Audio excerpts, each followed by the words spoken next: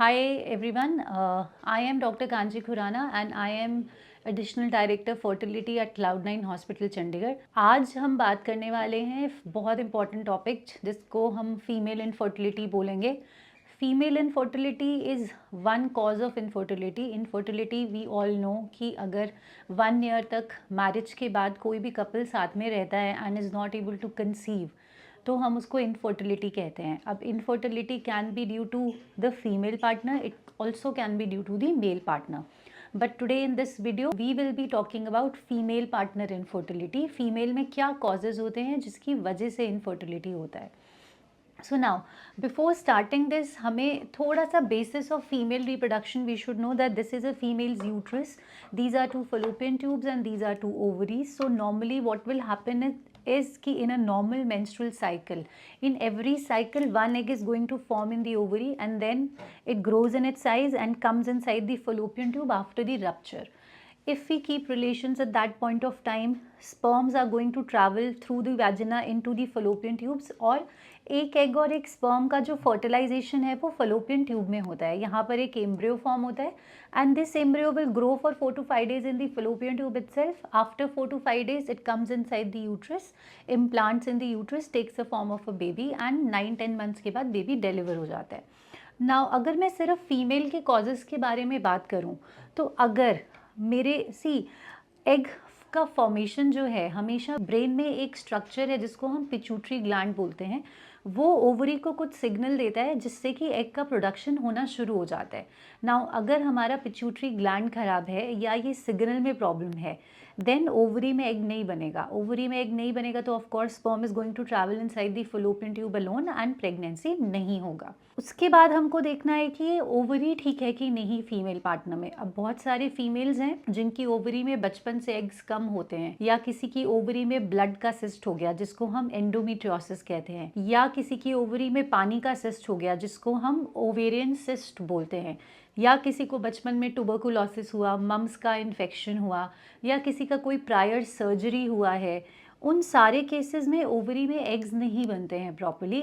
अगर एग नहीं बनेगा तो भी sperm is going to travel in the fallopian tube all by itself और हमें प्रेगनेंसी नहीं होगा। Then we have to see कि ये ट्यूब ठीक है कि नहीं ठीक है। अब ट्यूबल फैक्टर इनफर्टिलिटी एक मेजर कॉज ऑफ इनफर्टिलिटी है। ट्यूब्स बचपन से भी ऑफ कोर्स किसी की भी ख़राब नहीं होती हैं, कोई ना कोई इन्फेक्शन होता है जिसकी वजह से हमारे जो ट्यूब्स हैं वो अफेक्ट हो जाते हैं एंड अल्टीमेटली ब्लॉक हो जाते हैं। If the tubes are blocked, egg और स्पर्म का फर्टिलाइजेशन नहीं होगा, फिर भी हमें प्रेगनेंसी नहीं होगा। Then we have to see कि यूट्रस ठीक है कि नहीं ठीक है। अब बहुत सारे फीमेल्स हैं जिनका यूट्रस ही नहीं होता है या बहुत स्मॉल होता है, यूट्रस में स्वेलिंग होती है, फाइब्रॉइड्स होते हैं। उन केसेस में एम्ब्रियो यहाँ पर आके इम्प्लांट नहीं हो पाता, उनको भी प्रेगनेंसी आने में प्रॉब्लम है। तो ये फीमेल्स में मोटी मोटी प्रॉब्लम्स हैं जिसकी वजह से प्रेगनेंसी नहीं होता या फीमेल फैक्टर इनफर्टिलिटी के ये कॉजेज हैं। तो सबसे पहला कॉज क्या हुआ? हार्मोनल इम्बैलेंस या पिट्यूटरी ग्लैंड का डिसफंक्शन। दूसरा कॉज हुआ ओवरी में कोई डिसफंक्शन। तीसरा कॉज हुआ कि कोई ट्यूबल फैक्टर इनफर्टिलिटी और चौथा कॉज हुआ यूट्राइन फैक्टर्स। अब नाउ बहुत छोटा सा एक हमें ये भी पता करने की ज़रूरत है। अब अगर किसी को फीमेल फैक्टर इनफर्टिलिटी है तो पता कैसे चलेगा? तो सबसे इम्पॉर्टेंट है there are few basic test जिससे हम ये पता लगाते हैं कि एक फीमेल फिट है कि नहीं प्रेगनेंसी कंसीव करने के लिए और उसकी बॉडी में कोई हार्मोनल इम्बैलेंस तो नहीं है जिसकी वजह से उसको प्रेगनेंसी कंसीव नहीं होगा। तो there are a battery of test जो हमें फीमेल पार्टनर के लिए कराने की ज़रूरत पड़ती है। इसके अलावा हमें ये देखने की ज़रूरत है कि हमारे ओवरी में एग्स कैसे बन रहे हैं, जिसके लिए हमें एक बेसिक अल्ट्रासाउंड करना पड़ता है, अल्ट्रासाउंड पेल्विस, जिसमें हम स्पेसिफिकली देखते हैं कि हमारी ओवरी में एग्स का नंबर कैसा है, जिसको हम एंट्रल फॉलिकल काउंट कहते हैं। उसके अलावा वी ऑल्सो सी कि भाई हमारा यूट्रस ठीक है कि नहीं, यूट्रस की लाइनिंग ठीक है कि नहीं, एंड देन वी अंडरस्टैंड कि भाई क्या रीज़न है जिसकी वजह से प्रेगनेंसी नहीं हो रहा है। Now if we talk about कि हम फीमेल फैक्टर इनफर्टिलिटी का ट्रीटमेंट कैसे करते हैं, क्या कर सकते हैं जिसकी वजह से फीमेल्स में अगर कोई प्रॉब्लम है तो वो कंसीव कर जाएं। तो सबसे पहले तो वी हैव टू अंडरस्टैंड कि कॉज क्या है, कि भाई हमारा कोई हार्मोनल इम्बैलेंस है या हमारे ग्लैंड में, पिट्यूटरी ग्लैंड में कोई डिसफंक्शन है, ओवरी में एग्स ठीक से नहीं बन रहे हैं, या ट्यूब्स में प्रॉब्लम है, या यूट्रस में प्रॉब्लम है। सो देर आर 3 ways बेसिकली जिससे फीमेल्स जो हैं वो प्रेग्नेंट हो जाती हैं। वन इज़ ओव्यूलेशन इंडक्शन, जो सबसे बेसिक एंटिटी है, जिसमें हम क्या करते हैं, आपको हम सिर्फ एक मेडिसिन देते हैं जिससे हम आपकी ओवरी में एग का साइज़ बढ़ाना चाहते हैं। जब आपका एग का साइज़ बढ़ जाता है और वो अराउंड 18 टू 20 के साइज़ पे आ जाता है, तब हम आपको रिलेशंस रखने के लिए बोलते हैं, बशर्ते कि हमारी फलोपियन ट्यूब ठीक से काम कर रही हैं। तो ट्रीटमेंट भी करने से पहले जब हम कॉजेज़ जान रहे हैं, जब हमने अपने सारे इन्वेस्टिगेशंस करा लिए हैं, ब्लड के टेस्ट करा लिए, हमने अल्ट्रासाउंड करा लिया अपना, एक और इम्पॉर्टेंट इन्वेस्टिगेशन है जो हमारा पहले स्किप हो गया, जिसको हम ट्यूबल इवैल्यूएशन बोलते हैं। अब देखिए, कोई भी यंग कपल अगर 1 साल हो गया शादी को, प्रेगनेंसी नहीं कंसीव हुआ, तो हमने उसको सारे टेस्ट करवाए कि भाई क्या प्रॉब्लम है। अब जो रूटीन टेस्ट हैं, जो हमारे ब्लड के टेस्ट हैं और एक अल्ट्रासाउंड है, उसमें हमें ये नहीं पता चलता कि फलोपियन ट्यूब्स में कोई प्रॉब्लम है कि नहीं है, बिकॉज अल्ट्रासाउंड में फलोपियन ट्यूब्स विजुअलाइज नहीं होती। उसके लिए हमें अलग से टेस्ट करना पड़ता है, जिसको हम HSG या SSG बोलते हैं। HSG का मतलब होता है हिस्टेरोसाल्पिंगोग्राम और SSG का मतलब होता है सोनोसाल्पिंगोग्राम। अब इसमें हम क्या करते हैं, जब हम HSG करते हैं, हिस्टेरोसाल्पिंगोग्राम, इसमें हम एक डाई इंसर्ट करते हैं इन थ्रू द यूट्रस, और हम एक्सरे के थ्रू देखते हैं कि वो डाई जो है मेरी फलोपियन ट्यूब से बाहर आ रही है कि नहीं आ रही है। SSG होता है वो अल्ट्रासाउंड गाइडेड होता है, उसमें हम अल्ट्रासाउंड गाइडेंस में यूट्रस के अंदर सलाइन, नॉर्मल सलाइन इंसर्ट करते हैं और वो देखते हैं कि ये जो सलाइन है वो हमारे ट्यूब से बाहर आ रहा है कि नहीं आ रहा है। दोनों ही टेस्ट ऑलमोस्ट इक्वल सेंसिटिविटी देते हैं, मतलब कि दोनों ही टेस्ट से हमें इक्वली पता चलता है कि भाई ट्यूब्स हमारी काम कर रही हैं कि नहीं काम कर रही, मतलब अनाटमिकली ओपन है कि नहीं ओपन है।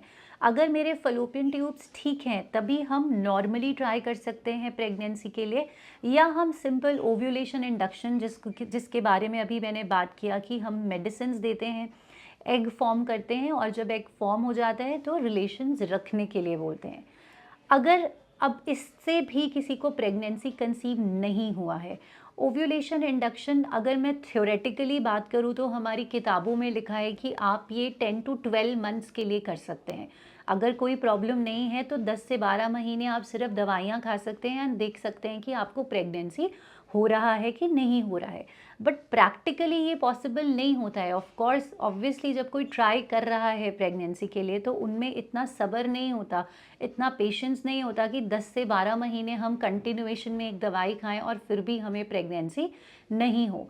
Then we move towards other step. अगर प्रैक्टिकल सिनारियोज़ की बात करूं तो 5-6 महीने अगर दवाई खाने के बाद भी हमें प्रेगनेंसी नहीं होता है, then we are moving towards another step which is known as IUI। अब IUI क्या होता है? IUI का फुल फॉर्म होता है इंट्रा यूट्राइन इंसेमिनेशन। तो इसमें हम क्या कर रहे हैं, आपको कुछ मेडिसिन देते हैं या आपको कुछ इंजेक्शंस भी दे सकते हैं, जिससे कि हम ओवरी में एग का साइज़ बड़ा करते हैं। जब एग का साइज़ बड़ा हो जाता है तो instead of keeping normal relations, what we do is we take the husband sperm और उसको डायरेक्टली यूट्रस के अंदर डाल दिया जाता है। तो इसमें क्या फ़ायदा होता है कि जो हमारे स्पर्म्स हैं उनको वाजिना से फलोपियन ट्यूब का डिस्टेंस ट्रैवल नहीं करना है, उनको केवल यूट्रस से फलोपियन ट्यूब का डिस्टेंस ट्रैवल करना है। तो इससे थोड़ा सा प्रेगनेंसी आने का चांस हमारा इंक्रीज़ हो जाता है। अब IUI का भी प्री रिक्विजिट यही है कि मेरी ओवरी में एग ठीक से बन रहा होना चाहिए और मेरे फलोपियन ट्यूब्स बिल्कुल ठीक होने चाहिए। अब मान लीजिए हमने ट्यूब का इवैल्यूएशन किया और हमारे ट्यूब्स ब्लॉक आए, उसमें उसके थ्रू पानी नहीं जा रहा है और आपको रिपोर्ट मिली है कि बाइलेटरल ट्यूबल ब्लॉकेज या ट्यूबल ब्लॉकेज। अब इस सिनारियो में एग और स्पर्म का फर्टिलाइजेशन मेरा फलोपियन ट्यूब में नहीं होगा। तो मैं कितना भी नॉर्मली ट्राई करूं, कितनी भी मैं मेडिसिन खाऊं, कितनी भी बार IUI कराऊं, मुझे उसमें प्रेगनेंसी कंसीव नहीं होगा, बिकॉज मेरे फलोपियन ट्यूब में एग और स्पर्म का फर्टिलाइजेशन नहीं हो पा रहा है। इस सिचुएशन के लिए IVF बना था। अब IVF में what we do is basically, अब क्योंकि ट्यूब्स ब्लॉक हैं तो डॉक्टर्स ने सोचा अब जिनके भी ट्यूब्स ब्लॉक होंगे उनको प्रेगनेंसी कैसे आएगा।